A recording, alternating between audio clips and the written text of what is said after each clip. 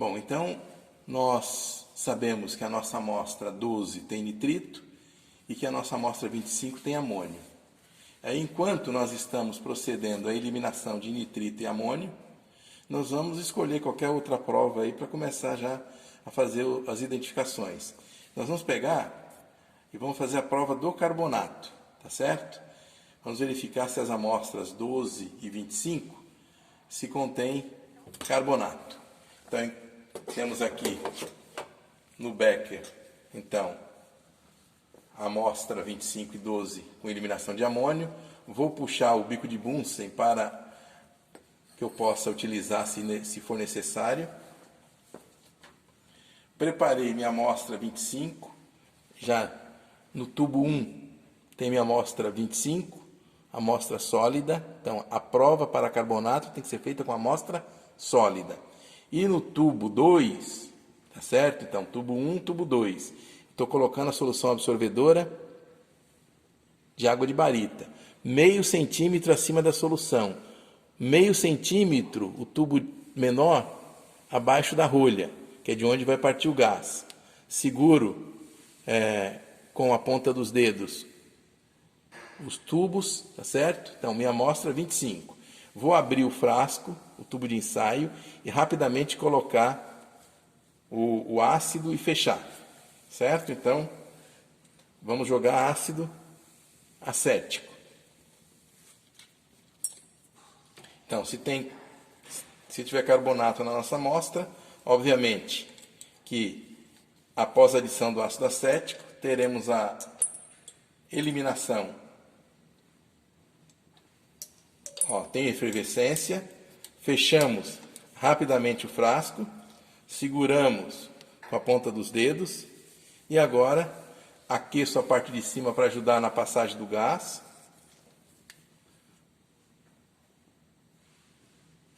E vou direcionar agora a chama sobre a amostra.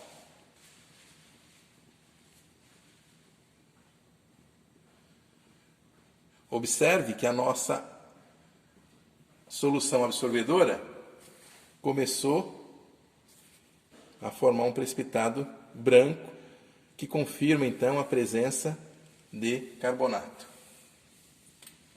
Faremos a mesma coisa para a amostra 12. Então, a amostra 12, então da mesma forma, meio centímetro acima da solução, meio centímetro abaixo da rolha. Obviamente que esse aqui é o tubo de onde vai chegar o gás, que é na solução absorvedora. Eu preciso ter a ranhura, que é a minha válvula de segurança, tá certo? Então, vamos fazer o mesmo procedimento. Vou abrir o frasco, adicionar o ácido acético, fechar rapidamente. E agora vamos ver o que acontece. Observe que eu nem aqueci, nem precisei aquecer, mas eu já estou observando formação do precipitado, indicando a presença de carbonato. Bom, vocês poderiam dizer assim, escuta, mas será que não é sulfito? Bom, nós não temos programado para essa análise sulfito. Então veja que aqui só pode ser carbonato. Então, acredito que fechamos essa questão com relação à identificação de carbonato. Temos carbonato em ambas as amostras, tanto na amostra 12 como na amostra 25. Bom, dando continuidade, nós precisamos ainda fazer o teste de chama, porque ainda não foi feito, tá certo? Então, as nossas amostras estão aqui. Então, tem a amostra 12 e a amostra 25 já no vidro de relógio, certo? Então, agora o que nós vamos fazer? Já acendemos o bico de Bunsen, chama de combustão completa. Vou pegar o nosso fio de níquel cromo, verificar se ele está limpo. Então, vamos dar uma olhada aqui. Então, a princípio, Não estou vendo coloração alguma, então significa dizer que nosso fio está limpo. Vamos tocar no ácido clorídrico concentrado, tá certo? Tocar no ácido clorídrico, pegar uma pequena porção, então molhar a ponta do fio de níquel cromo no ácido clorídrico, tocar na amostra. Então eu vou pegar a amostra 25 primeiro. Então a amostra 25 e levar para a chama. Então a amostra 25 na chama nos está mostrando uma coloração amarelo intenso. Vamos fazer o seguinte, essa amostra, nós vamos ver se tem potássio, tá certo? Vamos ver se a gente consegue ver alguma coisa, ou pelo menos gravar a coloração de chama para potássio através do vidro de cobalto. Sódio nós sabemos que tem. Não sei se no vidro eu estou numa posição que eu não consigo enxergar, tá certo? Mas depois eu vou dar uma olhada no vídeo para ver se realmente isso ficou bom. Então, se tiver potássio, consigo identificar. Mas veja que não é o teste conclusivo para potássio. O teste conclusivo para potássio é aquele teste que nós fizemos já anteriormente. Então, já concluímos que a amostra 25 tem sódio. Vamos ver a amostra 12. Fio de níquel cromo limpo também. Vamos tocar no HCl. Levar na amostra 12. Pegar uma pequena parcela e vamos para a chama. A amostra 12 também tem sódio. Então vou fazer novamente o teste com ele, com o fio de níquel cromo.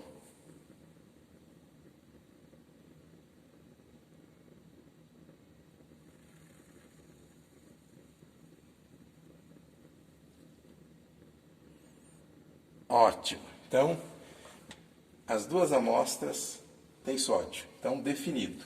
Nós vamos dar continuidade, então, aos testes, às provas específicas. Vamos fazer a prova específica agora para sulfato. Então, para a identificação de sulfato, eu preciso pegar minha amostra. Então, pequena quantidade da amostra.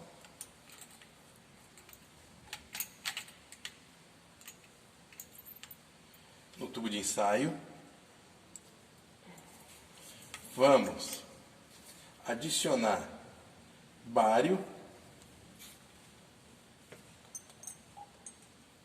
e observar o que acontece. Então veja que quando adicionei bário, ocorreu a formação de um precipitado branco. Só que para eu poder dizer se isso é sulfato de bário ou não, eu preciso adicionar ácido clorídrico. Ou seja, o meio tem que ser ácido clorídrico diluído. Então vou adicionar ácido clorídrico e verificar se ocorre a dissolução. Então, amostra 25. Vou exagerar no ácido. Não dissolveu, ou seja, o precipitado formado realmente é sulfato de bário. Então, confirma a presença de sulfato na minha amostra 25. Vamos fazer a mesma coisa para a amostra 12. Então, amostra, pequena quantidade da amostra, deixar o meio, adicionar o nitrato de bário, fazer o mesmo procedimento. Mesmo procedimento. Precipitado branco. E agora vamos adicionar ácido clorídrico. Adicionando ácido clorídrico, observe que a precipitação que eu tinha já não tem mais, ou seja, o precipitado foi totalmente dissolvido. Então, significa dizer que aquele precipitado branco não era sulfato de bário. Ou seja, a amostra 12 não tem sulfato. Não tem sulfato. Então, eu vou adicionar agora um pouquinho de sulfato. Se eu adicionar sulfato, veja que ocorre a precipitação. Significa dizer, então, que na minha amostra, tá certo?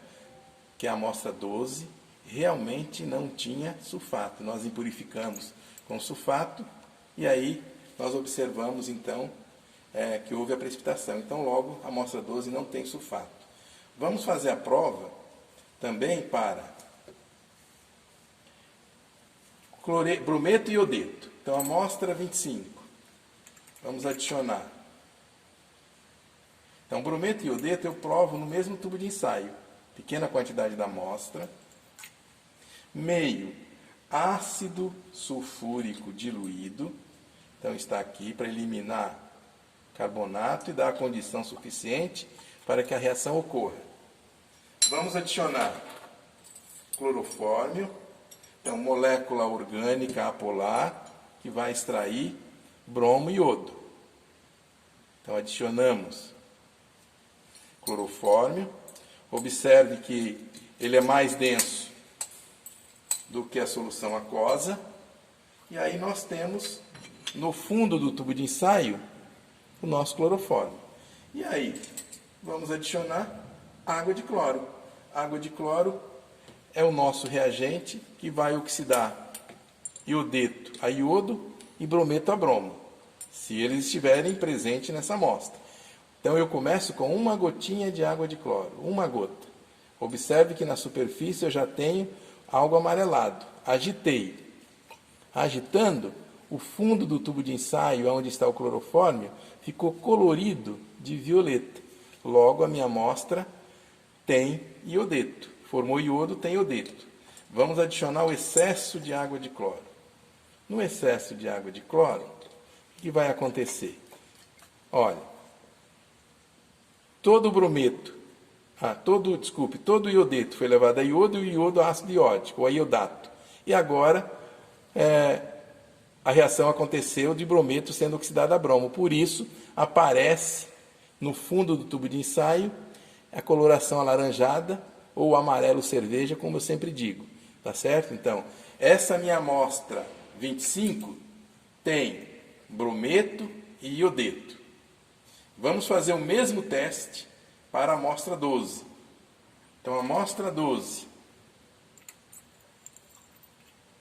Vamos adicionar pequena quantidade da amostra 12, tornar o meio ácido sulfúrico,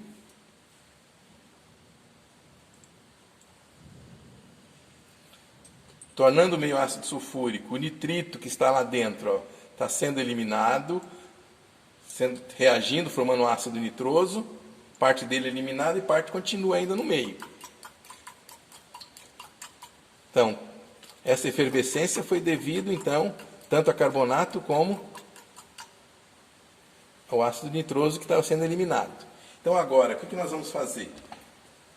Da mesma forma, vamos adicionar clorofórmio.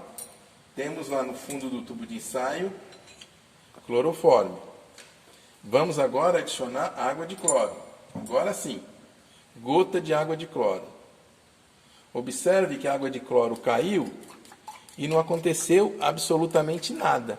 Ou seja, essa nossa amostra possivelmente realmente não tem brometo. O iodeto não, porque nós temos nitrito.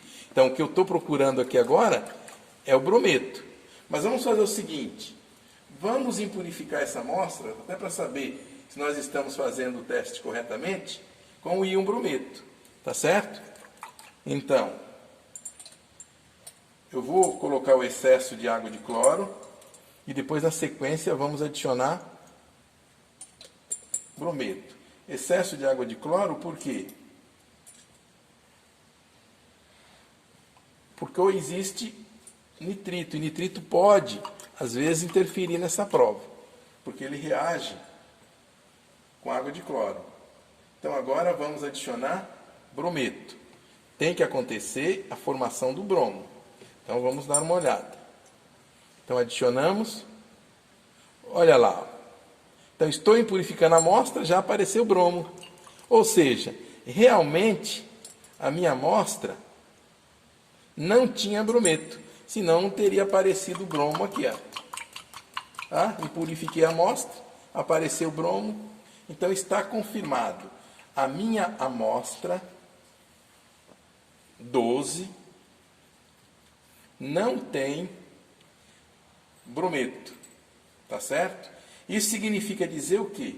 Que eu posso pegar um tubo de ensaio, adicionar a amostra 12 e fazer o teste direto para cloreto com prata. Torna o meio ácido de ácido nítrico. Então, tornei o meio agora ácido de ácido nítrico e vamos adicionar prata. Então, ácido nítrico eliminando nitrito, formando HNO2, decompondo HNO2, e aí agora eu tenho uma solução ácida. Então agora vamos pegar o reagente necessário para a precipitação, que é nitrato de prata. Então, nitrato de prata, vamos adicionar. Vai dar um precipitado branco, olha lá, ó. O precipitado branco de cloreto de prata. Então, precipitou. Então eu vou adicionar hidróxido de amônio aqui agora, até para a gente poder verificar se não tem dúvida que é um precipitado branco, não tem como a gente se enganar, tá certo? Mas assim, por um desencargo de consciência, até para poder falar alguma coisa a mais, se eu adicionar hidróxido de amônio, tá aqui, ó, esse precipitado deve dissolver, porque vai formar cloreto de diamim prata. Eu vou jogar hidróxido de amônio, vou agitar, tá certo? Atingir o excesso do hidróxido de amônio. Feito isso, ó, dissolve completamente. Então, realmente o meu precipitado era cloreto de prata, formou diamim prata. Ou seja, eu posso reverter. Se eu adicionar agora ácido nítrico, eu reprecipito o cloreto de prata. Então, jogando ácido nítrico, vou destruir o complexo e formar novamente cloreto de prata. Então, confirmamos que a nossa amostra 12 não tem brometo, tá certo? Tem nitrito, já vimos. Tem cloreto, acabamos de provar. Não tem sulfato. Muito bem. Nós sabemos que a nossa amostra 25 tem brometo e iodeto. Eu não sei se ela tem cloreto. Então, a única forma para eu provar se essa amostra tem ou não cloreto é fazer uma precipitação dos três usando o sal de prata, o nitrato de prata. Então eu vou adicionar nitrato de prata em excesso, fazer a centrifugação até conseguir uma precipitação total. Então observe que é amarelo, então realmente é o brometo e cloreto, brometo e iodeto na amostra. Então eu tenho que adicionar excesso, tá certo? Mas eu não sei se isso aqui é o suficiente, então eu vou centrifugar. Tá? Vou adicionar mais ao sobrenadante, até eu conseguir chegar num ponto aonde estou adicionando prata e não está ocorrendo mais a precipitação. Eu vou até exagerar um pouquinho mais, dá para vocês perceberem, ó, que a prata que cai agora, ó, já está formando um branco em cima. Então significa dizer que já deve ter precipitado o cloreto e o brometo, precipitou o brometo e o iodeto e agora está precipitando cloreto, tá aí. Aí eu vou fazer a centrifugação, testar o sobrenadante, se foi total, eu já posso isolar o precipitado e adicionar carbonato de amônio para testar o cloreto. Mas essa indicação já está dando um precipitado branco, é bem provável que essa minha amostra 25, além do brometo e iodeto, também tenha cloreto. Então vamos fazer a centrifugação. Vou parar o vídeo para dar essa continuidade depois. Nós precisamos testar a presença de cloreto na amostra 25, tá certo? Foi aquela amostra que nós sabemos que tem brometo e iodeto. Jogamos excesso de prata, precipitamos todos eles. Se o cloreto tiver, ele precipitou junto. Então, precipitou brometo e iodeto e vamos checar se também houve a precipitação do cloreto de prata. Fizemos a centrifugação, tiramos o sobrenadante, lavamos o precipitado e agora vamos juntar o reagente para a dissolução, única e exclusivamente, se estiver presente, o cloreto de prata, que é carbonato de amônio. Carbonato de amônio traz uma solução de NH3 suficiente para dissolver cloreto de prata e não dissolver brometo e iodeto. Então vamos adicionar aqui o excesso do carbonato.